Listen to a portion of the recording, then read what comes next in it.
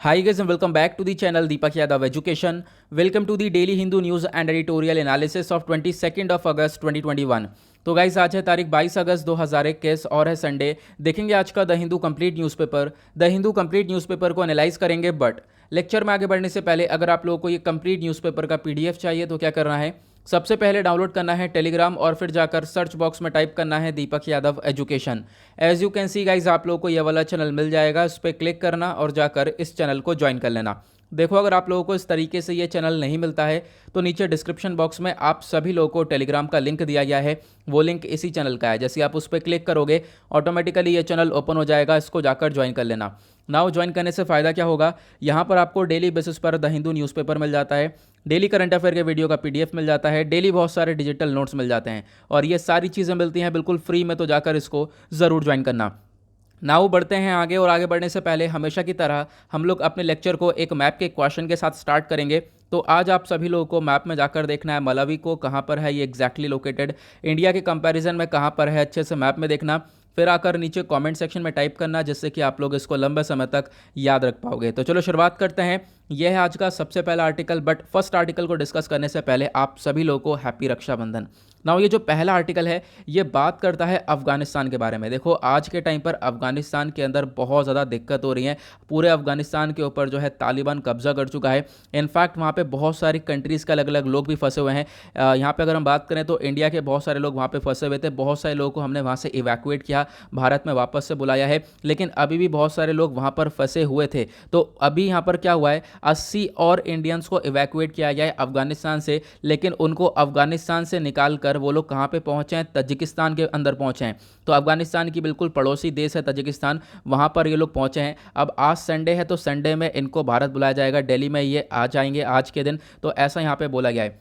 लेकिन देखो 80 इंडियंस को तो हमने इवैक्यूएट किया, लेकिन उसी के साथ क्या हुआ कि 150 लोगों ने यहाँ पर इस फ्लाइट को मिस किया है। अब 150 लोगों के द्वारा ये फ्लाइट मिस हुई क्योंकि उनको एयरपोर्ट के अंदर एंट्री नहीं हुई। देखिए एयरपोर्ट कौन सा है, हामिद करज़ाई इंटरनेशनल एयरपोर्ट, जो कि काबुल के अंदर देखने को मिलेगा। वहीं पर आप कह सकते हो बहुत सारे लोग जो हैं उसी एयरपोर्ट के माध्यम से निकल रहे हैं। लेकिन अभी क्या हो रहा है ना कि वहाँ पर बहुत सारे लोगों को एंट्री नहीं मिली है, क्योंकि तालिबान का कहना यह है कि बहुत सारे जो अफगान नेशनल्स हैं, मतलब ऐसे लोग हैं जिनके पास अफगानिस्तान की सिटीजनशिप है, वो लोग भी यहाँ से निकल रहे हैं। तो तालिबान उनके ऊपर अभी के लिए रोक लगा रहा है। अगर मैं बात करूँ तो इंडिया ने ई वीज़ा भी लॉन्च किया है। ई वीज़ा के माध्यम से जो भी अफगान नेशनल्स हैं, इसमें कोई सी भी कम्युनिटी हो सकती है, वो आ सकती है इस ई वीज़ा के माध्यम से।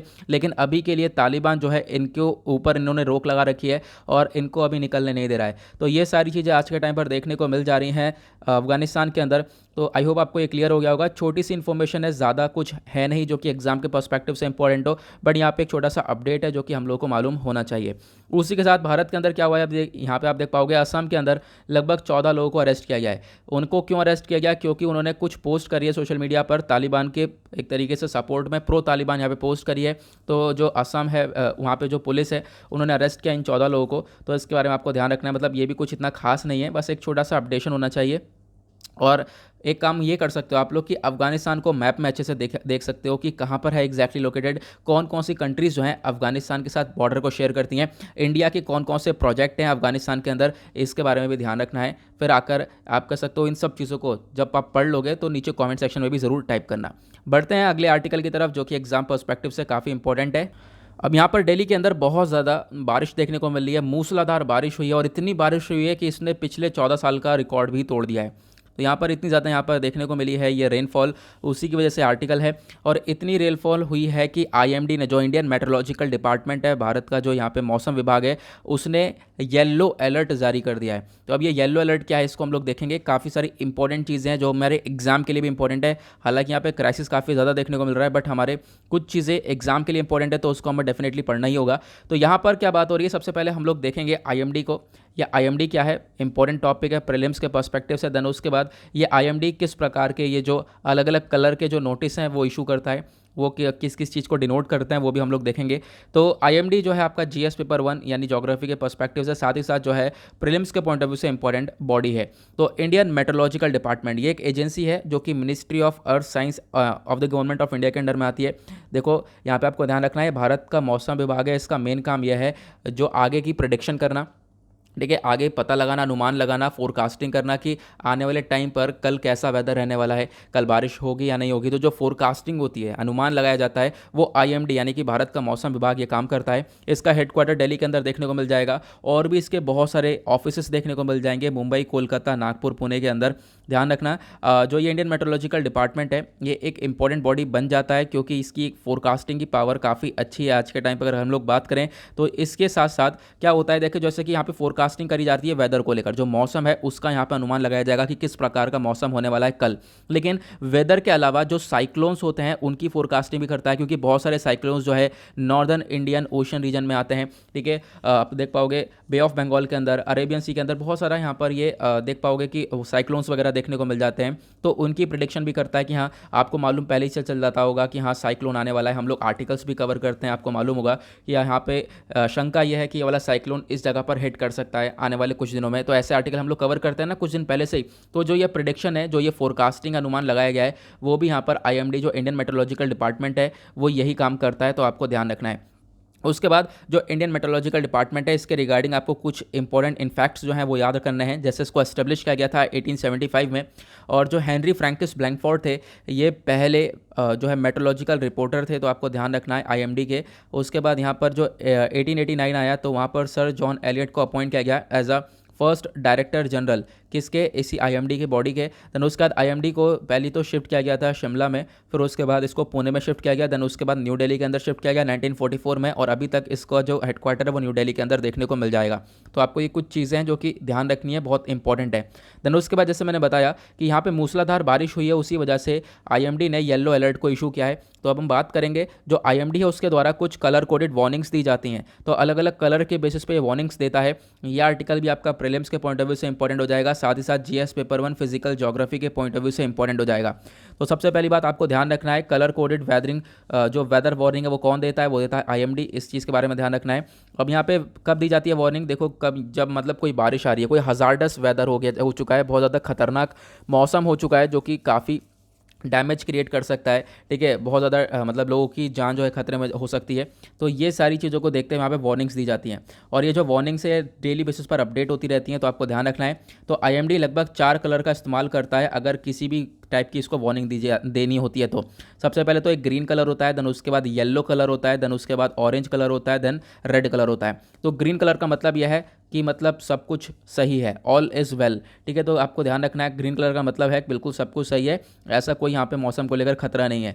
लेकिन येलो कलर का मतलब है बी अवेयर, यानी सतर्क रहो, कभी भी जो ये सिचुएशन है वो बेकार हो सकती है बैड वेदर के कारण। मतलब जैसे कि यहाँ पे दिल्ली के अंदर बारिश काफ़ी ज़्यादा हो चुकी है, तो यहाँ पे येलो अलर्ट इशू किया गया है कि आने वाले टाइम पर ये जो सिचुएशन है ये और ज़्यादा बदतर हो सकती है। तो आपको सतर्क रहना है, और जो भी यहाँ पर आप कर सकते हो, जो भी बचाने के लिए चीज़ें कर सकते हो, वो आप यहाँ पर स्टेप उठाओ। उसके बाद यहाँ पे जो ऑरेंज कलर होता है, एम्बर कलर, इसका मतलब है बी प्रिपेयर्ड, भाई तैयार रहो। ठीक है, अब यहाँ पर आपको पहले जो येलो नोटिस है वो तो सतर्क रहने को बोल रहा है, लेकिन जो ऑरेंज नोटिस है वो कह रहा है तैयार रहो, क्योंकि अब जो है सिचुएशन काफ़ी बेकार हो चुकी है वेदर को लेकर, बहुत सारे लोगों की जान जा सकती है। ठीक है, मतलब बहुत ज़्यादा इंटरप्शन हो सकता है। तो उस चीज़ को देखते हुए ये ऑरेंज नोटिस इशू किया जाता है। तो आपको ध्यान रखना है, ऑरेंज अलर्ट। उसके बाद रेड अलर्ट क्या बोलता है कि एक्शन लेने का टाइम आ चुका है, मतलब कि चीज़ें बेकार हो चुकी हैं। वेदर जो है एक्सट्रीम वेदर कंडीशंस की वजह से काफ़ी हद तक चीज़ें बेकार हो चुकी हैं, बहुत सारे लोगों की जान जा रही है। ठीक है, तो उस वजह से रेड अलर्ट इशू किया जाता है कि अब यहाँ पर टाइम आ चुका है, समय आ चुका है कि एक्शन लेने का। तो ये आपको ध्यान रखना है, 4 कलर के ये कोडेड, जो 4 कलर कोडेड हैं, ये मतलब नोटिस इशू करता है, ये जो अलर्ट इशू करता है कौन, आईएमडी, इंडियन मेट्रोलॉजिकल डिपार्टमेंट। तो ये आपको ध्यान रखना है। अभी के लिए जो ये रेनफॉल है, ये जो मूसलाधार बारिश है, उसके रिगार्डिंग ये कलर कोडेड देखने को मिला है। आगे बढ़ेंगे नेक्स्ट आर्टिकल की तरफ। ये छोटी छोटी बहुत इंपॉर्टेंट चीज़ें हैं जो कि हम लोग स्किप कर देते हैं और क्वेश्चन यहीं से बन जाता है। ठीक है, मैं जैसे कि आप लोग को एग्जांपल दिखाता रहता हूँ कि यूपीएससी पास्ट ईयर में कैसे टाइप के क्वेश्चंस पूछे गए हैं। मैंने कल भी आपको एग्जांपल दिखाया था, बहुत कोने से जनरल से क्वेश्चन पूछ लिए जाते हैं, जो जो चीज़ें हम लोग स्किप कर देते हैं। तो ये मैं यहाँ पे कवर करने की पूरी कोशिश करता हूँ कि हर एक आर्टिकल के रिगार्डिंग जो भी इंपॉर्टेंट चीज़ है हमारे सिलेबस से लिंक होती है, तो मैं वो सारी चीज़ें यहाँ पे लाने की कोशिश करता हूँ। अब जैसे कि ये आर्टिकल है, अभी यहाँ पर केरला के अंदर ओनम सेलिब्रेशन शुरू हो चुका है, ओनम फेस्टिवल को मनाया गया है। तो अब जब ये ओनम को सेलिब्रेट किया गया, तो ये आर्टिकल हमारे लिए क्यों इंपॉर्टेंट है, क्योंकि जब आप लोग UPSC GS paper 1 art and culture का सिलेबस निकालोगे तो वहाँ पे पूरा का पूरा एक सेपरेट सा टॉपिक दे रखा है फेस्टिवल नाम का। तो आप समझ सकते हो फेस्टिवल नाम का टॉपिक दे रखा है, तो ये फेस्टिवल हमारे लिए हो जाता है इंपॉर्टेंट। कोई भी फेस्टिवल हो जो भी आ रहा है काफ़ी ज़्यादा चर्चा में है, तो उसको आपको पढ़ना ही पढ़ना है। तो ओनम सेलिब्रेशन होता क्या है, ओनम में क्या होता है एग्जैक्टली आपको छोटी सी इन्फॉर्मेशन डेफिनेटली होनी चाहिए। यह आर्टिकल जीएस पेपर 1 यानी art and culture plus prelims के पॉइंट ऑफ व्यू से इंपॉर्टेंट हो जाएगा। न्यूज़ में क्यों है, क्योंकि रिसेंटली अभी जो फेस्टिवल ओनम है इसको सेलिब्रेट किया गया है केरला के अंदर। तो ये जो फेस्टिवल है ओनम, ये एक तरीके से हार्वेस्ट फेस्टिवल कहलाता है। फसल की कटाई के टाइम का ये फेस्टिवल है केरला के अंदर, और इसको सेलिब्रेट किया जाता है। मतलब ये मानते हैं कि एक जो किंग है, असुर किंग महाबली, ठीक है, ये घर पे आते हैं, तो यहाँ पर ये मानते हैं कि घर आएंगे तो उसके साथ साथ वो पीस और प्रॉस्पेरिटी लेकर आएंगे, शांति लेकर आएंगे केरला के अंदर, ठीक है। जो भी घर है वहाँ पर उनके घरों में ये शांति आएगी, तो इस चीज़ का यहाँ पर विश्वास किया जाता है इस फेस्टिवल के तौर पर ना। अगर हम लोग बात करें जो टाइम है, तो ये जो फेस्टिवल है एक आप कह सकते हो कि वन ऑफ द 3 फेस्टिवल के अंदर काउंट होता है, क्योंकि केरला के अंदर 3 मेजर फेस्टिवल्स हैं, उसके अंदर ये एक ओनम भी आता है। और ये जो फेस्टिवल है ओनम, ये सेलिब्रेट किया जाता है मंथ ऑफ चिंगम में, आपको ध्यान रखना है। देन उसके बाद जो पहला मंथ होता है, ये जो मंथ ऑफ चिंगम है, ये कौन सा मंथ होता है, मलयालम कैलेंडर का पहला महीना होता है, ठीक है। तो ये छोटी छोटी इन्फॉर्मेशन है जो कि इंपॉर्टेंट है। जैसे मैंने आपको बताया 3 मेजर फेस्टिवल हैं केरला के अंदर, एक तो ओनम हो गया, बाकी 2 कौन से हो गए, तो बाकी 2 यहाँ पर आपको देखने को मिल जाएंगे, विशु और थिरुवथिरा। ओके, तो ये 2 फेस्टिवल्स और हैं। फिर उसके बाद 10 डे का ये हार्वेस्ट फेस्टिवल होता है। ये जो ओनम फेस्टिवल होता है, इसमें जो पहला दिन होता है उसको अथम बोलते हैं, पहला दिन होता है ओनम का, ये 10 दिन तक सेलिब्रेट किया जाता है। उसके बाद जो 10वां दिन होता है लास्ट डे, उसको थिरुवोनम बोलते हैं। तो आपको ध्यान रखना है ये छोटी छोटी चीज़ें। देन उसके बाद जो ओनम फेस्टिवल है, इसका सेलिब्रेशन में क्या होता है, देखो ओनम को सेलिब्रेट किया जाता है बहुत सारी चीज़ें कर कर, जैसे कि पुकल्लम। पुकल्लम मतलब क्या है, फ्लावर की जो रंगोली बनाई जाती है, ठीक है, फूल की रंगोली बनाई जाती है। और भी बहुत सारे रिचुअल्स को परफॉर्म किया जाता है, जैसे कि वल्लम कली हो गया, एक बोट रेस, नाव के थ्रू रेस लगाई जाती है। पुल्ली कली हो गया, पुल्ली कली एक टाइगर डांस है, ध्यान रखना, पिछले साल भी ये चर्चा में था, इंपॉर्टेंट है। पुल्ली कली से मेरे ख्याल से क्वेश्चन पूछा गया यूपीएससी में, ठीक है, एक टाइगर डांस है ये। फिर उसके बाद आता है कुमत्ती कली, ये एक मास्क डांस है। ओनाथुल्लू मार्शल आर्ट है। ये सारी चीज़ें यहाँ पे इन सारी चीज़ों के थ्रू पूरा का पूरा ओनम ये जो फेस्टिवल है इसको सेलिब्रेट किया जाता है। जब आप लोग नितिन सिंघानिया की बुक देखोगे आर्ट एंड कल्चर की, तो वहाँ पर ये ओनम के साथ साथ जितनी भी चीज़ें हैं, जैसे कि ये है पुलिकली हो गया, इन सबको डिटेल में एक्सप्लेन किया गया है। तो आप जब स्टैटिक पोर्शन पे आओगे तो थोड़ा सा और डिटेल में पढ़ोगे, बट यहाँ पे क्या है कि आप लोग और चीज़ें सीख रहे हो कि हाँ पता है कि हाँ मुझे कहाँ पे ये चीज़ें आनी हैं। ओके, तो यहाँ पे आपको ध्यान रखना है, एक इंपॉर्टेंट ये आर्टिकल हो जाता है खासकर फेस्टिवल के पॉइंट ऑफ व्यू से। उसके बाद एक छोटा सा आर्टिकल ये देखने को मिल जाएगा, यहाँ पे एक इंपॉर्टेंट पर्सनैलिटी के बारे में चर्चा हो रही है, जो कि 1 डे एग्जाम के पॉइंट ऑफ व्यू से इंपॉर्टेंट हो जाएगा। एक्टर चित्रा के बारे में यहाँ पे बताया गया है। तो इनकी डेथ हो चुकी है चेन्नई के अंदर। तो एक्टर चित्रा हैं जिन्होंने बहुत अच्छे अच्छे रोल्स प्ले करे हैं, मेमोरेबल रोल्स प्ले किए हैं मलयालम फिल्म्स के अंदर। तो वहाँ पर आप कह सकते हो चेन्नई के अंदर इनकी डेथ हो चुकी है। इनकी एज थी 56। ओके, इन्होंने अपना करियर स्टार्ट किया था लगभग तमिल फिल्म से, फिर उसके बाद यहाँ पर धीरे धीरे ग्रो हुई, मलयालम फिल्म्स पर पहुँची, फिर उसके बाद इनको एक पॉपुलैरिटी मिली। कुछ इनका एक सॉन्ग आया था, तो सॉन्ग काफ़ी ज़्यादा पॉपुलर हुआ था। यहाँ पर आप कह सकते हो वो एक सॉन्ग है, यहाँ पर यहाँ पे नाम दे रखा है, ठीक है। तो इतना कुछ खास इंपॉर्टेंट नहीं है, बट यहाँ पर इनका नाम याद रखना ज़रूर, ये 1 डे एग्जाम के पॉइंट ऑफ व्यू से इंपॉर्टेंट हो जाएगा। क्योंकि जब आप कल बहुत सारे वीडियोस देखोगे जो कि यूट्यूब पर अपलोड होंगे, काफ़ी तेज़ी से जो अपलोड होते हैं, जो कि छोटे छोटे एग्जाम्स के लिए होते हैं, तो उसमें ये चीज़ भी इंक्लूड होगी डेफिनेटली, ठीक है। तो ध्यान रखना है 1 डे एग्जाम के लिए। उसके बाद एक और छोटा सा आर्टिकल है, बस यहाँ पर भी एक इन्फॉर्मेशन ले सकते हो। कल्याण सिंह जी फॉर्मर जो है चीफ मिनिस्टर हैं यूपी के, अभी इनकी भी डेथ हो चुकी है, इनकी उम्र हो चुकी थी 89, ठीक है। तो आपको ध्यान रखना है, इनके बारे में यहाँ पर एक छोटी सी इन्फॉर्मेशन दी गई है। उसके बाद एक आर्टिकल ये दे रखा है, तो आर्टिकल में कहोगे आप क्या चीज़ इंपॉर्टेंट है यार, देखो मैं आपको बताता हूँ, बहुत ज़बरदस्त आर्टिकल है। यहाँ पे देखो हम लोग कुछ चीज़ें पढ़ भी चुके हैं, लेकिन क्या है कि बहुत सारे लोगों को नहीं पता होगा, वो भी आज नई चीज़ सीखने वाले हैं, ठीक है। गोल्डन क्रीसेंट के बारे में आपको मालूम होगा, गोल्डन ट्रायंगल के बारे में मालूम होगा, नहीं मालूम होगा तो मैं बताता हूँ, क्योंकि बहुत इंपॉर्टेंट टॉपिक ही आज के टाइम का है। तो लगभग 41 किलोग्राम जो हेरोइन है उसको सीज़ किया गया है बॉर्डर पर, जो पाकिस्तान पंजाब का बॉर्डर है वहाँ पर इतनी हेरोइन को सीज़ किया गया है। और ये जो लगभग आप कह सकते हो इसका जो वेट है ना, वो 40.81 किलोग्राम का तक का देखने को मिल जाएगा। और ये जो जितना वेट है, अगर हम इंटरनेशनल मार्केट में इसका प्राइस देखें तो लगभग ये 200 करोड़ रुपए का हेरोइन देखने को मिल जाएगा, ठीक है। अब क्या है कि ये क्यों इंपॉर्टेंट है हमारे लिए, इंपॉर्टेंट देखो इसलिए है क्योंकि अभी हम लोग क्या कर रहे हैं, जो ड्रग्स है, ड्रग्स को टैकल करने के लिए हमारे पास बहुत सारे इनिशिएटिव्स, हम उन चीज़ों को फॉलो भी कर रहे हैं। अभी हाल ही में मैंने डिटेल में पढ़ाया था कि ड्रग्स को टैकल करने के लिए क्या क्या इनिशिएटिव्स हैं। बट इंपॉर्टेंट चीज़ यह है कि ये पाकिस्तान और पंजाब के बॉर्डर के आसपास देखने को मिल जाएगा। तो पाकिस्तान, क्योंकि इंडिया के अंदर ये इतने ज़्यादा जो ड्रग्स है इसकी स्मगलिंग देखने को मिल जाती है, क्यों, क्योंकि इंडिया जो है एक सैंडविच की तरह है, मतलब इधर से ब्रेड, बीच में इंडिया आ जाता है। अब यहाँ पर दोनों साइड क्या क्या है, तो मैं भी आपको मैप में दिखाता हूँ अच्छे से। तो आई होप आप लोगों को ये वाला मैप क्लियरली दिख रहा होगा। यहाँ पे आप देख पाओगे वर्ल्ड मैप है ये, यहाँ पे इंडिया का मैप देखने को मिल जाएगा। अब इंडिया से आप इधर चलोगे तो इधर आपको पाकिस्तान भी देखने को मिलेगा, अफगानिस्तान भी और ईरान भी। अब ये जो तीनों कंट्रीज़ है ना, इन तीनों कंट्रीज़ को मिलाकर ये क्रीसेंट बनता है। इस वजह से इन तीनों कंट्रीज़ को मिलाकर बोलते हैं हम लोग गोल्डन क्रीसेंट। ओके, उसके बाद यहाँ पर आपको 4 कंट्रीज देखने को मिल जाएंगे, जैसे कि बर्मा यानी म्यांमार हो गया, देन उसके बाद थाईलैंड, लाओस और वियतनाम। अब ये जो 4 कंट्रीज है मिलाकर ट्रायंगल बनती हैं, इसको हम लोग बोलते हैं गोल्डन ट्रायंगल। ओके, ये आपको ध्यान रखना है। एक हो गया गोल्डन क्रीसेंट और यहाँ पर हो गया एक गोल्डन ट्रायंगल। तो ये 2 चीज़ें इंपॉर्टेंट है, कौन कौन सी कंट्रीज है इसमें ध्यान रखना।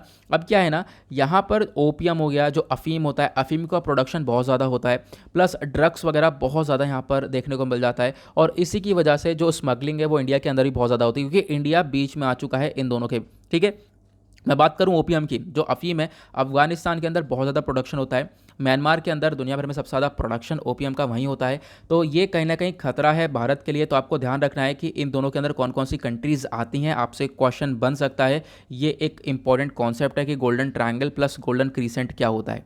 आगे बढ़ेंगे नेक्स्ट आर्टिकल की तरफ। तो इसी चीज़ को रिवाइज करने के लिए मैंने इस आर्टिकल को हाईलाइट किया था, बाकी मेरा कोई इतना पर्पज़ नहीं था इस आर्टिकल को एक्सप्लेन करने का। उसके बाद अगला आर्टिकल यहाँ पे चर्चा करता है लश्कर ए तैयबा और जो जैश ए मोहम्मद है, ये लोग इंटेंसीफाई कर सकते हैं एक तरीके से, जो घुसपैठियाँ हैं वो बढ़ सकते हैं भारत के अंदर, जो खासकर जम्मू एंड कश्मीर के अंदर जो चिंता वाली बात है वो बढ़ सकती है, ऐसा यहाँ पे बोला गया है। जैसे जैसे अफगानिस्तान के अंदर चीज़ें सेटल हो जाएंगी, क्योंकि अभी तो बहुत ज़्यादा क्राइसिस है, अभी तो बहुत बवाल क्रिएट हुआ हुआ है वहाँ पर। अब जैसे जैसे यहाँ पे शांति बनेगी तो उसके बाद हो सकता है कि जम्मू एंड कश्मीर के अंदर जो है इन लोगों का फोकस बढ़े, और उसके बाद जो है जम्मू एंड कश्मीर में हम लोगों को दिक्कतें देखने को मिले। तो आर्टिकल में क्या बोला गया है, बहुत सारे टेररिस्ट ऑफ बैंड आउटफिट हैं, यानी कि जो बहुत सारे आउटफिट हैं, जिस तरीके से ऑर्गेनाइजेशन है, टेररिस्ट ऑर्गेनाइजेशन कौन कौन सी हैं, लश्कर ए तैयबा हो गया, जैश ए मोहम्मद हो गया, ये पूरी तरह से बैंड है। ठीक है, इनके जो टेररिस्ट है ना, ये आज के टाइम पर आपको देखने को मिल जाएंगे तालिबान के प्रो हैं, तालिबान के साइड में हैं, तालिबान को सपोर्ट कर रहे हैं, और इन्होंने मदद करी है तालिबान की अगेंस्ट यूएस को भगाने में। मतलब कि यूएस के जो फोर्सेस हैं उनके अगेंस्ट में यहाँ पर ये हमेशा से ही तालिबान के साथ खड़े हुए हैं। अब यहाँ पे बोला जा रहा है जिस प्रकार से आज के टाइम पर चीज़ें चल रही हैं अफगानिस्तान के अंदर, तो ये जल्द ही सेटल डाउन होंगी। उसके बाद हो सकता है ये जो घुसपैठी है, इनके एफर्ट्स काफ़ी हद तक बढ़ जाएं इंडियन टेरिटरी के अंदर, भारत की टेरिटरी के अंदर, ऐसा यहाँ पर एक अनुमान लगाया जा रहा है। और यहाँ पे बताया जा रहा है कि देखो जो ये टेरर अटैक्स हैं ये काफ़ी सारे हो सकते हैं जम्मू एंड कश्मीर के अंदर, क्योंकि ये जो जैश ए मोहम्मद हो गया, लश्कर ए तैयबा हो गया, इनका जो प्राइमरी गोल रहा है शुरू से ही वो जम्मू एंड कश्मीर रहा है। तो वहाँ पर जो है हम लोग काफ़ी सारे एक तरीके से टेरर अटैक्स देख सकते हैं आने वाले टाइम पर। तो ऐसा यहाँ पे बोला गया। ओवर द ईयर्स क्या होने वाला है कि लगभग आप देख पाओगे कि ये जो ऑर्गेनाइजेशन है काफ़ी हद तक बढ़ती हुई आई है, प्लस इन्होंने तालिबान को सपोर्ट भी किया है, और आने वाले टाइम पर भी ये एक कह सकते हो कि इंपॉर्टेंट नेटवर्क ऐसा देखने को मिल रहा है जो कि हमारे लिए यानी कि भारत के लिए खतरा पैदा हो सकता है।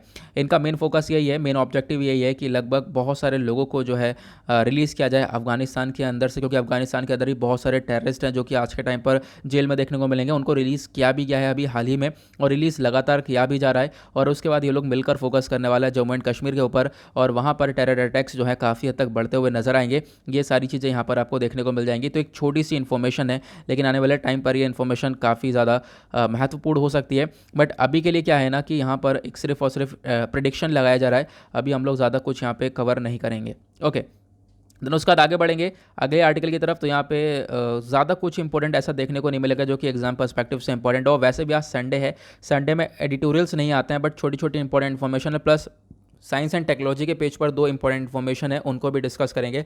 आज मैं आपको बताने वाला हूँ फ्यूजन और फिशन के बीच में क्या डिफरेंस होता है। बहुत ज़्यादा कन्फ्यूजन रहता है इन दोनों ही प्रोसेस के रिगार्डिंग, तो इसको भी हम लोग आज क्लियर करेंगे। लेकिन उससे पहले ये आर्टिकल चर्चा करता है जो जाइडस सेडेला है, यहाँ पे हो सकता है ये एक तरीके से वैक्सीन वगैरह यहाँ पे सप्लाई करे सितंबर के एंड में। तो भारत के अंदर हमारे पास एक और वैक्सीन आ जाएगी। अभी तो हमारे पास 3 वैक्सीन पॉपुलरली चल रही है, वो है कोविशील्ड, कोवैक्सीन, स्पुतनिक 5। उसके बाद यहाँ पर कोशिश यह है कि एक और वैक्सीन आ जाए ज़ाइकोव डी, ठीक है, जिसको यहाँ पे बनाया है जाइडस सेडेला ने। एक ड्रग फर्म है जाइडस सेडेला, इन्होंने संडे में खुद बोला है कि ये लोग सप्लाई करेंगे जो कोविड-19 वैक्सीन है ज़ाइकोव डी, इसको सितंबर के एंड तक सप्लाई किया जाएगा। ओके, फिर लेकिन अभी प्राइसेस के बारे में नहीं पता है कि प्राइसेस क्या रहने वाली हैं, और प्राइसेस भी जल्दी अनाउंस कर दी जाएंगी आने वाले 1 सप्ताह या फिर आने वाले 1 से 2 सप्ताह में। इन चीज़ों के बारे में पता चल जाएगा कि कितनी कॉस्ट लगने वाली है इस ज़ाइकोव डी वैक्सीन के अंदर। ओके, नाउ यहाँ पर जो कंपनीज ने बहुत ज़्यादा यहाँ पे इसको इंजीनियसली डेवलप किया है, और एक तरीके से आपको ध्यान रखना है ये निडल फ्री है, ठीक है, इसमें सुई नहीं है, निडल फ्री। 3 डोज होंगी इसकी कोविड-19 वैक्सीन की, जिसको ज़ाइकोव डी बोला गया है। 3 डोज इसके होने वाली है। इसको यहाँ पर इमरजेंसी यूज़ का ऑथराइजेशन भी मिल चुका है। और अब क्या है, हमारे पास ऑलरेडी 3 थी, अब यहाँ पे चौथी वैक्सीन हो जाएगी भारत के अंदर। हमारे पास 3 कौन कौन सी हैं, जैसे मैंने आपको बता दिया है, उसके बारे में वापस से इन्फॉर्मेशन दी गई है। वो है कोवैक्सीन, कोविशील्ड और स्पुतनिक 5। चौथी ये वाली हो जाएगी। लेकिन चौथी जो ये हमारे पास ज़ाइकोव डी आने वाली है, ये इसका इंपॉर्टेंस क्यों है, क्योंकि ये 12 से 18 साल के बच्चों के लिए है। और 12 से 18 साल के जो भी यहाँ पे लोग होने वाले हैं, जो भी बच्चे होने वाले हैं, उनको ये वैक्सीन प्रोवाइड की जाएगी। ओके, तो ये आपको ध्यान रखना है। तो इतने डोजेस हमारे पास आएंगे और अभी के लिए प्राइसिंग वगैरह सेट नहीं करी गई है। प्राइसिंग वगैरह आने वाले टाइम पर सेट करी जाएगी कि क्या प्राइस एग्जैक्टली इसका होने वाला है। आगे बढ़ेंगे अगले आर्टिकल की तरफ। तो एक छोटा सा आर्टिकल है, यहाँ पे चर्चा हो रही है स्टाम्प ऑफ सपोर्ट के बारे में। तो पोस्टल कवर दिया गया है किसको, कश्मीर के मैजिक कारपेट को। आपने नाम सुना होगा, कश्मीर का जो कारपेट होता है ना, वो काफ़ी फेमस होता है। ठीक है, इनफैक्ट यहाँ पे इंडिया में ही नहीं, दुनिया भर में कश्मीर के जो कारपेट है वो काफ़ी फेमस है। इनका जो एक तरीके से पूरा का पूरा जो ट्रेड है वो भी काफ़ी हद तक डिपेंडेंट है कारपेट के ऊपर। बट अभी हाल ही में जो ट्रेड है वो काफ़ी हद तक डाउन हुआ है कोविड-19 की वजह से। तो काफ़ी सारी चीज़ें हैं इस आर्टिकल में कवर करने के लिए। तो कश्मीर की काफ़ी फेमस जो है हैंड नॉट कारपेट आपको देखने को मिल जाएगी। बहुत ज़्यादा नक्काशियाँ इस पर हुई होती हैं, कलरफुल फ्लोरल पैटर्न्स बने हुए होते हैं। और इसको एक तरीके से स्पेशल कवर दे दिया है इंडियन पोस्टल सर्विस का। इंडियन पोस्टल सर्विस यहाँ पर है कि अब यहाँ पे क्या होगा, कोई भी इसको मंगाना चाहता है, एक तरीके से इसकी पोस्टिंग होती हुई नज़र आएगी। ये जो मूव है ये जम्मू एंड कश्मीर के अंदर देखने को मिला है। इस पे एक एफर्ट ये लगाया गया है क्योंकि जो यहाँ पर जो कारपेट है जम्मू एंड कश्मीर के अंदर, उसको ज्योग्राफिकल इंडिकेशन मिला हुआ है। ठीक है, जीआई टैग मिला हुआ है कि यहाँ के कारपेट काफ़ी फेमस हैं। और एक तरीके से अपनी जो ये खूबसूरती है ये खोए ना ये अपनी खूबसूरती को खोए ना, अपनी पहचान को खोए ना। उसी वजह से यहाँ पर आपको इंडियन पोस्टल सर्विस का एक कवर दिया गया है इसको, जिससे क्या होगा, ये हमारे कंट्री भर में जो है पोस्टिंग कर दी जाएगी इस कारपेट की। तो आपको ध्यान रखना है, कहीं पर भी बैठ के आप लोग इसको परचेज़ कर सकते हो। ये जो कश्मीर का हैंड नॉट कारपेट है, ये एक पोस्टल कवर, ये हेल्प ये करेगा जो भी एजुकेट पीपल हैं जीआई टैग के रिगार्डिंग, तो उनको पता चल जाएगा कि हाँ इस मतलब कि ये जो कारपेट है इसके ऊपर जीआई टैग मिला हुआ है। साथ ही साथ यहाँ पर एक वाइड ऑडियंस तक जो है ये कारपेट रीच कर पाएगा। तो आपको ध्यान रखना है, जो सिचुएशन है डिपेंड करती है लोगों के ट्रस्ट के ऊपर। ठीक है, लोगों के कॉन्फिडेंस के ऊपर यहाँ पर सिचुएशन पूरा का पूरा डिमांड करती है, ताकि जो है ये ऑथेंटिक कारपेट को बाय कर पाएँ। ऐसी चीज़ें यहाँ पर देखने को मिल जाती हैं। उसके बाद क्वेश्चन यह है, ये चीज़ें चलेंगी कैसे। तो यहाँ पर क्या है, बायर्स को थोड़ा सा और आगे बढ़ाने के लिए, यानी कि लोग कारपेट को खरीद पाएँ, इस चीज़ को देखते हुए जो अमित शाह जी हैं, इन्होंने अपने डिपार्टमेंट से बोला है, एक तरीके से उन्होंने प्लान किया है। पहले तो क्या होता था, एक ट्रेडिशनल लेबल सिस्टम हुआ करता था। ठीक है, लेबल वाला सिस्टम हुआ करता था, उसको हटा के QR कोड वाला सिस्टम लेकर आ रहे हैं, QR क्विक रिस्पॉन्स वाला सिस्टम आ रहे हैं। तो जो कि कोई भी बायर होगा वो अपने मोबाइल फ़ोन का इस्तेमाल कर सकता है इस नॉट को एक तरीके से यहाँ पर जानने के लिए। नॉट जो है इसकी यान क्या हो गया, मटेरियल क्या इस्तेमाल किया गया है, तो बायर जो है सब कुछ यहाँ पे जान सकता है। इनफैक्ट यहाँ पर जो क्राफ्टमैन है जिसने यहाँ पर इस कारपेट की बुनाई करी है, उसका नाम भी जान सकता है। तो यहाँ पर ये सारी इन्फॉर्मेशन मिल जाएगी उसको एक QR कोड के थ्रू। तो ये सारी इन्फॉर्मेशन लाई जा रही है। इससे क्या होगा, ऑथेंटिकेशन ज़्यादा बढ़ेगा कि हाँ एग्जैक्टली कारपेट कहाँ का है। प्लस उसके बाद यहाँ पर इसकी सेल भी बढ़ेगी और डिमांड भी बढ़ेगी। जो कश्मीर कारपेट है आज के टाइम पर ये काफ़ी ज़्यादा कॉम्पिटिशन फेस करता हुआ नज़र आता है, क्योंकि कश्मीर के कारपेट तो फेमस हैं ही, साथ ही साथ चाइनीज़ कारपेट, उसके बाद तुर्की हो गया, बेल्जियम हो गया, इनके कारपेट भी बहुत ज़्यादा फेमस हैं। ठीक है, तो आपको ध्यान रखना है। बट यहाँ पे कश्मीर का कारपेट भी आज के टाइम पर फेमस है, लेकिन क्या इसका एक्सपोर्ट वगैरह काफ़ी हद तक डाउन हो चुका है। 2019-20 के अंदर जो इसका एक्सपोर्ट है वो गिर चुका था, लगभग 299 करोड़ तक पहुँच चुका था। हालांकि 2016-17 के अंदर जो ये हमने कश्मीर कारपेट का एक्सपोर्ट किया है वो लगभग 370 करोड़ के आसपास किया है। तो आप समझ सकते हो कितनी भारी भरकम यहाँ पे गिरावट देखने को मिली है।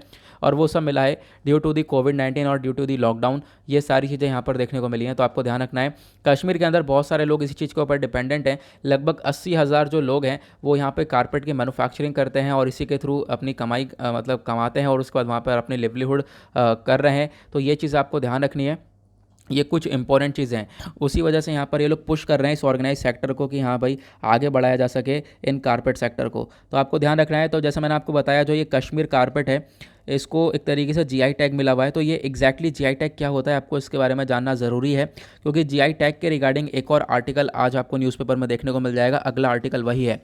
तो ये आर्टिकल आपका जीएस पेपर 3 के पॉइंट ऑफ व्यू से इंपॉर्टेंट हो जाएगा। जीआई टैग क्या होते हैं, देखो जीआई टैग मतलब कोई भी स्टेट का कोई प्रोडक्ट है, मान लो कोई भी जगह का एक प्रोडक्ट है, उसको एक जीआई टैग दिया जाता है। जीआई टैग क्यों दिया जाता है, उसकी क्वालिटी के बेसिस पर कि वो अलग ही क्वालिटी का है, बिल्कुल अलग है। फिर उसको जीआई टैग देख के पता ये चलता है बिल्कुल ऑथेंटिक प्रोडक्ट है, मतलब बिल्कुल असली प्रोडक्ट यहाँ से मिल जाएगा, क्योंकि लोग काफ़ी हद तक विश्वास करते हैं मान लो कोई कोई प्रोडक्ट है, ठीक है, कोई भी प्रोडक्ट है कहीं पर भी उसको जीआई टैग मिला हुआ है, तो लोग वहाँ से परचेज़ करना ज़्यादा बेटर समझेंगे, क्योंकि वहाँ पे आपको जो है ऑथेंटिक प्रोडक्ट भी मिल रहा है। प्लस उसके बाद जीआई टैग इंडिया के अंदर कौन गवर्न करता है, तो आपको ध्यान रखना है जीआई टैग को गवर्न करने वाली बॉडी है geographical indication of goods registration and protection act 1999। तो यहाँ पर इसी के थ्रू जो है ये गवर्न किया जाता है पूरा का पूरा जीआई टैग का सिस्टम। उसके बाद यहाँ पे क्या है कि इसको जो जीआई टैग है इसको इशू कौन करता है, तो इसको इशू करता है ज्योग्राफिकल इंडिकेशन रजिस्ट्री, जो कि चेन्नई के अंदर है। तो आपको ध्यान रखना है, नाम से आपको समझ में आ रहा होगा ज्योग्राफिकल इंडिकेशन, जो कि बताएगा कि हाँ मतलब किसी भी प्रोडक्ट को अगर ये मिल जाएगा तो बताएगा कि हाँ भाई ये कौन सी जगह से ये बिलोंग करने वाला ये चीज़ है, कौन सा प्रोडक्ट है, ठीक है। तो आपको ध्यान रखना है। बेनिफिट्स क्या है जीआई टैग के, बिल्कुल बहुत सारे बेनिफिट्स हैं। एक तो लीगल प्रोटेक्शन देता है कि हाँ यार ये जो सामान है इसी एरिया का है, इंडिया में इस एरिया में ये मिलता है, इस प्रोडक्ट को जीआई टैग मिला हुआ है, ठीक है। तो यहाँ पर क्या है, एक तो पहली बात उसको बेनिफिट ये मिलेगा, एक तो लीगल प्रोटेक्शन मिलेगा, प्लस उसके बाद लीगल प्रोटेक्शन मिलेगा तो इकोनॉमिकली भी काफ़ी ज़्यादा वो जो एरिया है वो ग्रो होता हुआ नजर आएगा। इकोनॉमिकली क्यों ग्रो होता हुआ नजर आएगा, क्योंकि जीआई टैग वाली चीज़ें ज़्यादा परचेज होती हुई नजर आएंगी, जो एक्सपोर्ट है वो उस चीज़ का ज़्यादा होगा। जब एक्सपोर्ट होगा तो ऑब्वियस सी बात है जो वो वाला एरिया है ना उसका जो इकोनॉमी है वो थोड़ी सी ग्रो होती हुई नजर आएगी, ये चीज़ हम लोग यहाँ पर देख सकते हैं। ओके, नाउ आगे बढ़ते हैं अगले आर्टिकल की तरफ। तो नीचे ही एक और आर्टिकल आपको देखने को मिल जाएगा, मेकर्स ऑफ मधुर मैट। अगले भी आर्टिकल मैट के बारे में चर्चा कर रहा है। तो मधुर मैट है, बहुत पॉपुलर मैट होती है। इसको बनाने वाली दो वेमेन है, उनको अभी पुरस्कार मिला है, तो उसके बारे में यहाँ पे चर्चा हो रही है। जो दो वेमेन उनका नाम है, एक का नाम है गौरी रानी जाना, दूसरी का नाम है गौरी बालादास, ठीक है। एक्सपर्ट हैं ये इस कारपेट बुनाई के अंदर, मैट की बुनाई के अंदर। वेस्ट बंगाल से बिलोंग करती हैं दोनों महिला। तो काफ़ी इंपॉर्टेंट आर्टिकल है। दो महिला हैं जैसे मैंने आपको बताया फ्रॉम साबंग, और साबंग ये वेस्ट बंगाल के अंदर आपको देखने को मिल जाएगा। जो मेदिनीपुर डिस्ट्रिक्ट है वहीं से ये बिलोंग करती हैं। इनको अभी नेशनल हैंडीक्राफ्ट का अवार्ड मिला है, और एक तरीके से अनाउंसमेंट किया गया इस अवार्ड का इंडिपेंडेंस डे पर, क्योंकि इनके अंदर जो स्किल्स है वो काफ़ी बेटर हैं किस चीज़ को लेकर। जो मधुर फ्लोर मैट होती है ना उसकी बुनाई करने में इनकी काफ़ी बेहतरीन स्किल है, और ये मधुर जो मैट होती है काफ़ी महंगी भी होती है और सस्ती भी होती है। मैं भी आपको आगे इसका प्राइस भी बताऊँगा। तो जो मधुर काठी है इसको अवार्ड मिला एक ज्योग्राफिकल इंडिकेशन का, तो आपको ध्यान रखना है जो ये मैट है ना मधुर मैट, इसको भी यहाँ पे जीआई टैग मिला हुआ है। उसके बाद अप्रैल 2018 में इसको जीआई टैग मिला था। मधुर काठी एग्जैक्टली एक प्लांट है, ठीक है, एक तरीके से राइजोम बेस्ड प्लांट है जिसका साइंटिफिक नेम है साइप्रस साइप्रस पैंगोवरी, ठीक है। तो आपको ध्यान रखना है, ये छोटी छोटी इन्फॉर्मेशन है जो कि काम में आ सकती है। उसके बाद अगर हम लोग बात करें तो बोला ये गया कि ये जो दोनों महिला हैं इन्होंने काफ़ी हद तक कंट्रीब्यूट किया है इस जो ये मधुर मैट है इसके अंदर। उसके साथ साथ यहाँ पे जो वेमेंस हैं ये काफ़ी तेज़ी से जो है इस मैट की बुनाई करती हैं, इनको बहुत कम टाइम लगता है as compared to the other person. उसके बाद यहाँ पे बोला गया ये जो मैट है ये 100 रुपये से लेकर 1 लाख रुपए तक की रेंज का ये मैट आपको देखने को मिल जाएगा जिस मैट की ये बुनाई कर रही है।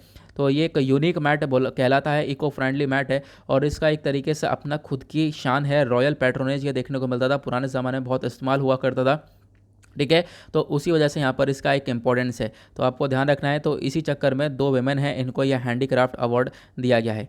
आगे बढ़ेंगे अगले आर्टिकल की तरफ। तो जीआई टैग क्या होता है ये भी आप लोग समझ गए होंगे। तो यहाँ पे अगले आर्टिकल में चर्चा हो रही है जो तालिबान का को फाउंडर हैं, तो काबुल के अंदर ये बातचीत करने वाले हैं। काबुल के अंदर आप कह सकते हो बातचीत करने के बाद वहाँ की सरकार पूरी तरह से बनाने वाले हैं, और एग्जैक्टली यहाँ पे आप कह सकते हो कि जो वहाँ के प्रेसिडेंट निकल कर आएंगे वो अब्दुल गनी बरादर हैं, ठीक है। तो जो तालिबान का को फाउंडर है, तो आपको ध्यान रखना है तालिबान जो कि एक टेररिस्ट ऑर्गेनाइजेशन है, बहुत सारी कंट्रीज़ ने इसको एज अ टेररिस्ट ऑर्गेनाइजेशन ही डिक्लेयर कर रखा है। तो इसका जो को फाउंडर है वो है अब्दुल घनी बरादर, ठीक है। तो यहाँ पे ये मीटिंग करेंगे जिहादी लीडर्स के साथ, पॉलिटिशियंस के साथ, और उनके साथ मिलकर बातचीत करने के बाद एक गवर्नमेंट बनाने वाले हैं वहाँ पर। ओके, तो पूरी गवर्नमेंट चलाई जाएगी। अब एक तरीके से आप कह सकते हो कि गवर्नमेंट क्या बनाए जाएंगे, और ये लोग तो एग्जैक्टली पहले बोल चुके हैं कि अफगानिस्तान के अंदर डेमोक्रेसी तो रहेगी नहीं, डेमोक्रेसी नहीं रहेगी तो शरिया लॉज को इम्प्लीमेंट करने वाले हैं। एक तरीके से बहुत ज़्यादा एक्सट्रीम लेवल पर जो ये शरिया लॉ है इसको इम्प्लीमेंट किया जाएगा। प्लस बहुत सारी चीज़ें हैं आने वाले टाइम पर हम लोग देख सकते हैं कि लोगों का जो एक्सप्लॉइटेशन होता है या नहीं होता है, लोगों का जो है जो लोगों के ह्यूमन राइट्स हैं वो वायलेशन उनका होता है नहीं होता है, ये सारी चीज़ें देखने को मिलेंगी। क्योंकि आज से 20 साल पहले जब तालिबान का कंट्रोल हुआ करता था अफगानिस्तान के ऊपर तब तो बहुत ज़्यादा ह्यूमन राइट वायलेशन हुआ करता था, लेकिन अभी यहाँ पर तालिबान ने इस चीज़ को मना तो किया है कि नहीं होगा, लेकिन आने वाले टाइम पर ये चीज़ें पता चलेंगी क्योंकि तालिबान थोड़ा सा बिगड़ता हुआ आज के टाइम पर नज़र आएगा, क्योंकि बहुत सारे लोग की इसने जान भी ली है, ठीक है। अभी यहाँ पर बहुत सारे लोगों की जान ली है, और मतलब कि जैसा कि पहले इनका जो बोला था उस चीज़ के ऊपर ये टिके हुए देखने को मिलेंगे नहीं। तो ये सारी चीज़ें हैं, मतलब आने वाले टाइम पर ये क्राइसिस और भी ज़्यादा बदतर हो सकते हैं। उसके बाद अगला आर्टिकल यहाँ पे चर्चा करता है। अभी क्या हुआ है कि जो पाकिस्तान का अंदर ग्वादर है, ठीक है, वहाँ पर एक बॉम्ब ब्लास्ट हुआ और उस बॉम्ब ब्लास्ट के अंदर जो है चाइनीज़ नेशनल्स की डेथ हुई है, ठीक है, उनके बच्चों की डेथ हुई है। तो यहाँ पे बताया गया है बहुत सारे चाइनीज़ लोग मारे गए। तो चाइना तो ऑब्वियस ही बात है इस चीज़ को लेकर परेशान होगा। 2 सुसाइड बॉम्बिंग्स हुए हैं और एक तरीके से आप कह सकते हो कि बहुत सारे खतरा भी पहुंचा है बहुत सारे लोगों को, क्योंकि पहले भी क्या हुआ है, आज अभी ये तो एक इंसिडेंट के अलावा भी अभी कुछ दिन पहले भी हमने डिस्कस किया था कि जो चाइनीज़ नेशनल हैं उनके ऊपर अटैक हुआ था एक बार, अभी बस में एक अटैक हुआ था, ठीक है। तो बहुत सारी चीज़ें यहाँ पर देखने को मिल जा रही हैं। तो जो चाइनीज़ इंजीनियर है उनके ऊपर काफ़ी हद तक अटैक हो रहा है। चाइना इस चीज़ को लेकर डेफिनेटली परेशान तो होगा।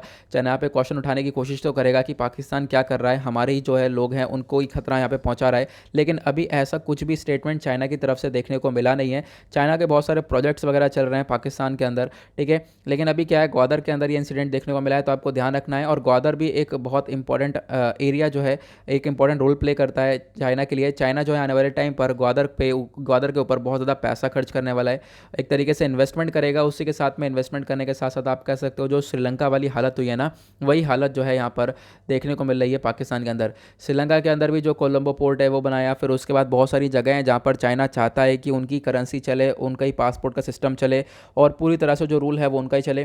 तो वही वाली सिस्टम जो है हम लोग को यहाँ पर पाकिस्तान के आसपास भी देखने को मिल जाएगा, ग्वादर वाले रीजन में। क्योंकि आज के टाइम पर हो क्या रहा है, चाइना का मेन काम यही है कि बहुत सारी जो कंट्रीज़ हैं, एक तरीके से जो छोटी मोटी कंट्रीज़ हैं उनको इतना लोन दे देता है, बहुत ज़्यादा लोन प्रोवाइड करवा देता है, वहाँ पे इन्वेस्टमेंट इतना कर देता है, फिर उसके बाद वो कंट्रीज़ जो है ना उन लोन को चुका नहीं पाती हैं, फिर उसके बाद उनसे यही सारा काम करवाया जाता है और आप कह सकते हो उनके जो एरियाज़ हैं उनके ऊपर कब्जा करता हुआ ये नज़र आता है।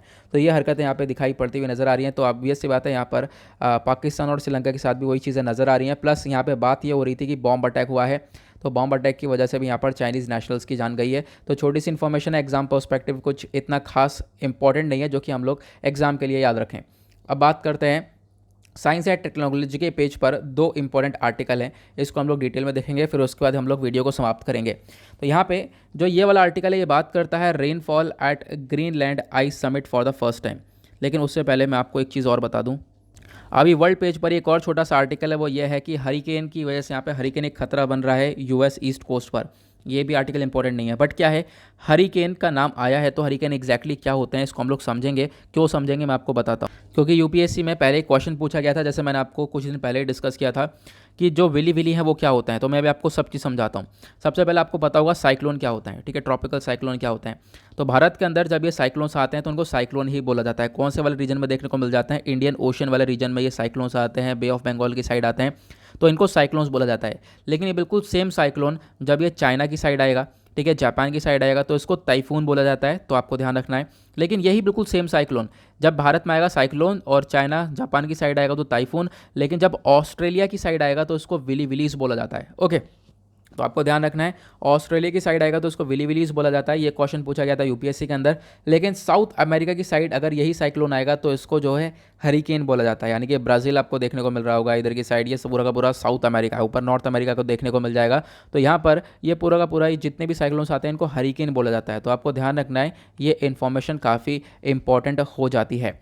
अब आगे बढ़ेंगे, हम लोग देखेंगे अपने साइंस एंड टेक पर क्या आर्टिकल है। सबसे पहला आर्टिकल ये बात करता है जो ग्रीनलैंड आइस है, यानी कि पूरा का पूरा बर्फ़ से ढका हुआ आपको ये देखने को मिल जाएगा। ग्रीनलैंड जो जगह है पूरी पूरी की पूरी बर्फ़ से ढकी हुई है। तो वहाँ पर पहली बार एक तरीके से आप कह सकते हो बारिश पहली बार देखने को मिल रही है, और बारिश की वजह से क्या होगा, वहाँ पे खतरा पैदा होगा। खतरा क्या होगा, आइस मेल्ट होगी। अब ये आइस क्यों मेल्ट होगी इसको हम लोग आगे देखेंगे।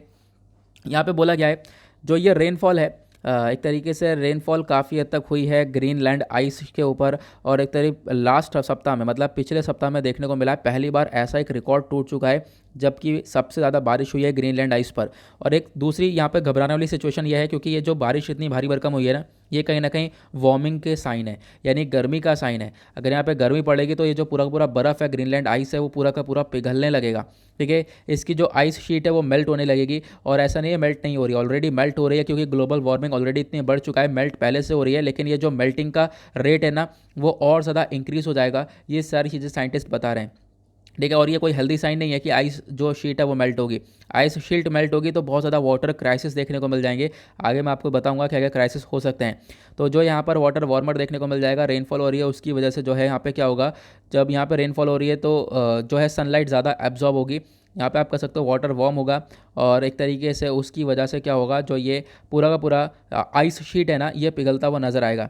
और ये जो क्राइसिस हैं काफ़ी हद तक बढ़ते हुए नजर आएंगे। क्यों? क्योंकि जैसे जैसे आइस शीट पिघलेगा, क्योंकि पानी बहुत कुछ होल्ड कर मतलब जो ये ग्रीनलैंड आइस है, जो ये पूरा का पूरा बर्फ़ से जगह बनी हुई है, इन्होंने बहुत ज़्यादा पानी को होल्ड कर रखा होगा। जब ये पिघलेगा तो ये पानी सब ओशन के अंदर जाएगा। तो पानी जब जाएगा यहाँ पर, तो जो सी लेवल है वो भी इंक्रीज़ होता हुआ नज़र आएगा और सी लेवल दुनिया भर का इंक्रीज़ होता हुआ नज़र आएगा। जब सी लेवल इंक्रीज़ होगा तो आसपास के जो कोस्टल रीजन्स है वो बर्बाद होते हुए नज़र आएंगे, वो डूबते हुए नज़र आएंगे, लोगों की जान जाएगी, बहुत ज़्यादा क्राइसिस क्रिएट होंगे, बहुत सारी जगह, बहुत सारे आइलैंड्स पूरे डूब जाएंगे।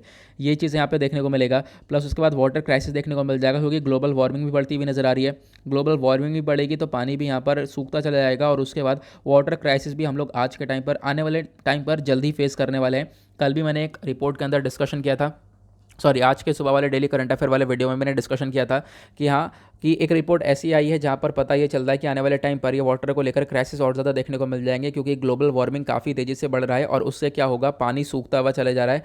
पानी सूखेगा तो ऑब्वियसली बात है क्राइसिस देखने को मिलेंगे प्लस जो सी लेवल राइज है वो भी हम लोग को देखने को मिल जाएगा।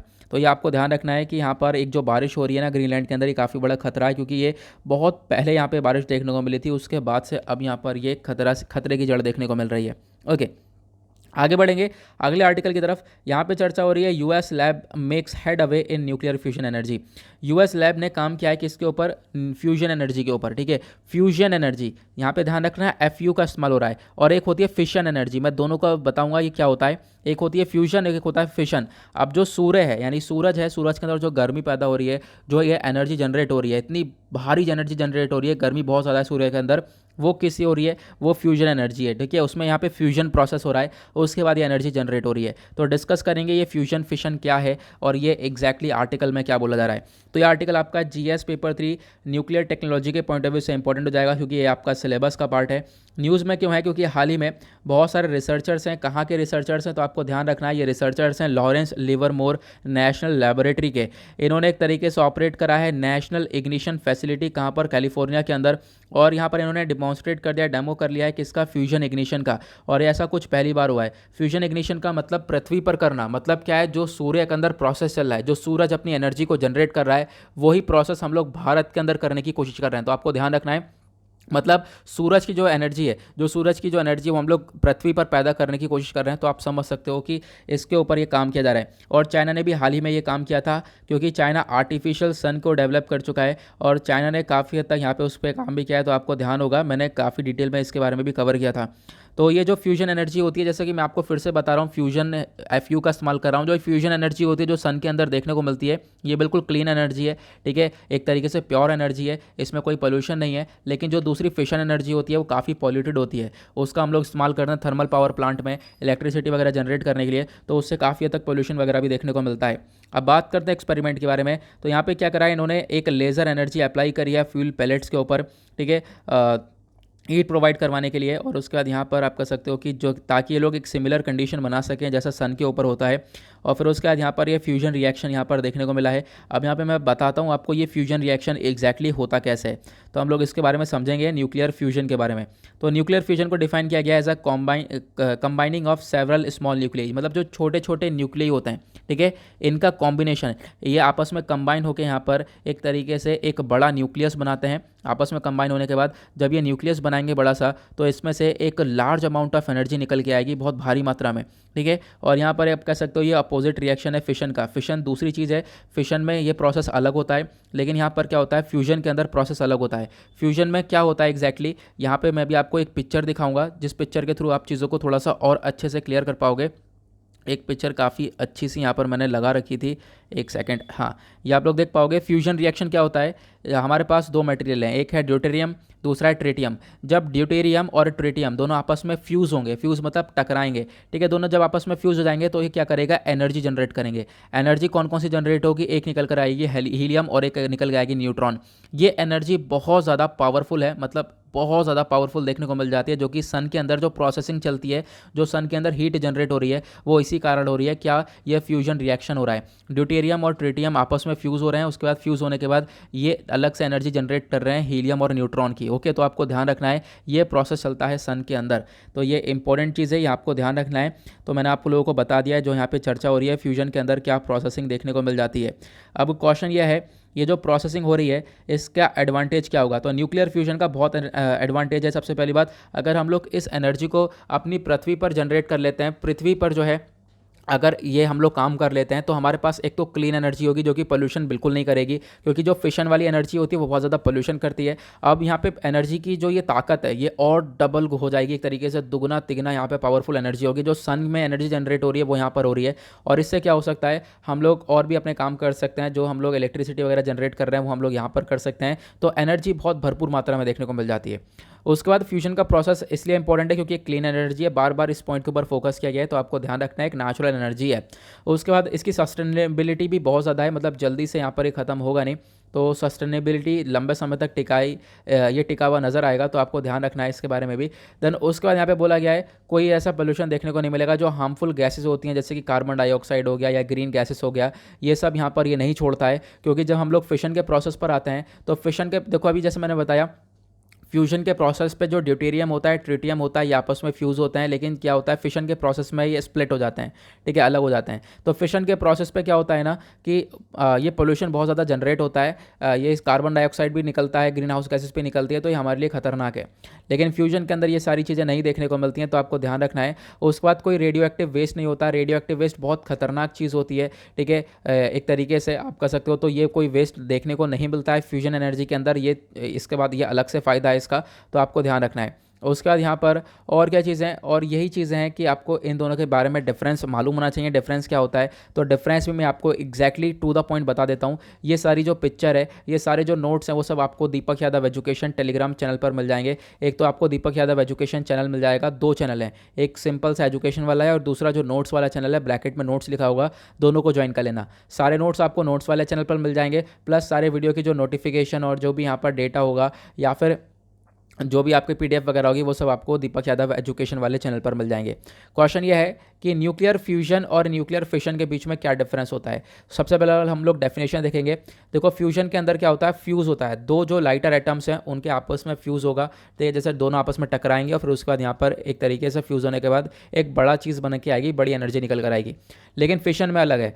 फिशन में क्या प्रोसेस होता है, फिशन में जो दो लार्ज एटम है वो टूट कर छोटे छोटे में बदल जाते हैं। फ्यूजन के अंदर आपको नाम से समझ जाना है, फ्यूज़ मतलब दो एटम जुड़कर एक बड़ा बना रहे हैं, फिशन का मतलब दो टूट कर अलग अलग होकर छोटे छोटे बना रहे हैं। ओके, उसके बाद यहाँ पे अकरेंस के बारे में बात करें। जो फिशन रिएक्शन है वो नॉर्मली नेचर के अंदर अकर नहीं होता है, इसको जानबूझ के हम लोग कर रहे हैं, ठीक है, जानबूझ के हम लोग जनरेट कर रहे हैं, नॉर्मली ये नहीं देखने को मिलता है। लेकिन जो फ्यूजन प्रोसेस होता है वो नॉर्मली हमारे नेचर के अंदर देखने को मिल जाएगा, प्रकृति के अंदर देखने को मिल जाएगा। स्टार्स के अंदर जो प्रोसेस हो रहा है, सन के अंदर जो ये चमक है, वो फ्यूजन एनर्जी की वजह से है। ओके, उसके बाद एनर्जी की रिक्वायरमेंट क्या होती है, तो जब आप फिशन के ऊपर काम करते हो, जब फिशन को डेवलप करते हो, तो यहाँ पे बहुत कम एनर्जी की ज़रूरत पड़ती है, ठीक है। लेकिन जब आप फ्यूजन एनर्जी को बनाते हो तो आपको एक्सट्रीमली हाई एनर्जी की रिक्वायरमेंट होती है, आपको एक बड़े से प्रोसेस की भी ज़रूरत होती है, बड़े से सिस्टम की ज़रूरत होती है, ठीक है। जो प्लांट्स होते हैं उनके बड़े बड़े प्लांट्स की ज़रूरत होती है। तब हम लोग जो है यहाँ पर एक हाई एनर्जी लगा कर ही हम लोग जो है आप कह सकते हो जो दो एटम्स हैं उनको एक लार्जर वन में कन्वर्ट कर पाते हैं। तो ये चीज़ इंपॉर्टेंट है,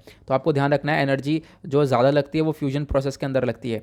उसके बाद एनर्जी जो रिलीज़ होती है उसके बारे में अगर हम बात करें तो देखो, एनर्जी जो ज़्यादातर जो फिशन वाला प्रोसेस है, जो फिशन वाला जिसको हम लोग बना रहे हैं, जिसके अंदर इतनी ताकत नहीं है, तो यहाँ पर ये जो एनर्जी रिलीज़ करता है ये इतनी ज़्यादा एनर्जी नहीं है जो कि हम लोग पूरी तरह से काम कर सकें। लेकिन जो फ्यूजन एनर्जी है जो कि सन के अंदर देखने को मिलती है, वो जो एनर्जी है वो लगभग 3 से 4 गुना ज़्यादा देखने को मिल जाएगी as compared to the fission energy. तो मतलब जो सन की पावर है यार वो अलग है, ठीक है, जो हम लोग फिशन एनर्जी के ऊपर काम कर रहे हैं वो अलग है। लेकिन क्वेश्चन ये है, जो फिशन एनर्जी है एक तरीके से जो फिशन है इसको कहाँ पे इस्तेमाल किया जाता है, तो न्यूक्लियर पावर प्लांट्स के अंदर इस्तेमाल किया जाता है। जैसे मैंने आपको बताया, जब न्यूक्लियर पावर प्लांट्स के अंदर इस्तेमाल करते हैं, इलेक्ट्रिसिटी को जनरेट करते हैं, तो इससे क्या होता है, पोल्यूशन बहुत होता है। लेकिन जो फ्यूजन एनर्जी है उस टेक्नोलॉजी का आज के टाइम पर हम लोग एक्सपेरिमेंट ही कर रहे हैं, ठीक है। इसको हम लोग अभी पूरी तरह से प्रोड्यूस नहीं कर पाए, पूरी तरह से हम लोग यहाँ पर पृथ्वी पर नहीं लागू कर पाए। तो क्या होगा, इसके ऊपर हमारे काम ही चल रहा है, एक एक्सपेरिमेंटल टेक्नोलॉजी है। इससे भी क्या होगा, पावर जनरेट होगी, और जैसे ही हम लोग ये पूरी की पूरी एनर्जी है, अगर हम लोग इसको पृथ्वी के ऊपर जनरेट कर लेते हैं, पृथ्वी के ऊपर ये सक्सेसफुली हो जाती है, तो हम लोग बिना किसी पोल्यूशन के, बिना किसी रेडियो एक्टिव वेस्ट के जो है अपने सारे काम कर सकते हैं, इलेक्ट्रिसिटी को जनरेट कर सकते हैं, और भी वेरियस चीज़ें कर सकते हैं जहाँ पर इस एनर्जी का यूज़ होता है। ओके, तो गाइस इसी के साथ करते लेक्चर को समाप्त। आई होप आप लोगों को ये आर्टिकल क्लियर हो गया होगा। तो आज का संडे का डिस्कशन यहीं पर होता है समाप्त। ये जितने भी इंपॉर्टेंट आर्टिकल थे वो मैंने यहाँ पर डिस्कस कर लिए हैं। मिलते हैं आप लोगों से नेक्स्ट वीडियो में। आज के लिए bye bye, have a nice day, thank you and Jai Hind.